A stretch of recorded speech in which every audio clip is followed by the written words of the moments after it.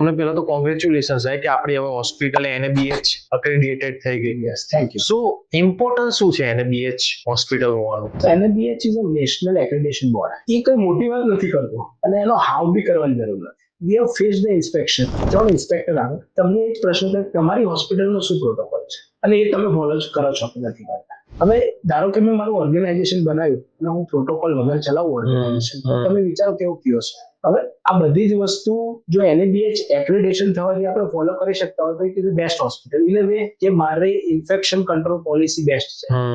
મારી hospital NABH થાય એનો મતલબ કેવો થયો કે મારી હોસ્પિટલમાં ક્લિયર છે આ સરફેસ કઈ રીતે ક્લીન કરવાની છે, નીચેની સરફેસ કઈ રીતે ક્લીન કરવાની છે, પ્રોટોકોલ ક્લિયર છે કે ICU માં આટલા જ સમય માટે જવાનું છે, OT માં એન્ટ્રી અલાઉડ નથી કેપ માસ્ક સાથે. અને બીજું કે મારા ICU માં કે OT માં જે બી પ્રોસિજર કરી એ ડોક્ટર બાધ્ય છે કે પેપર ઉપર લખે જેથી કરીને હોસ્પિટલ એ શું કર્યું છે પેશન્ટને ઇન્ફોર્મેશન મળે.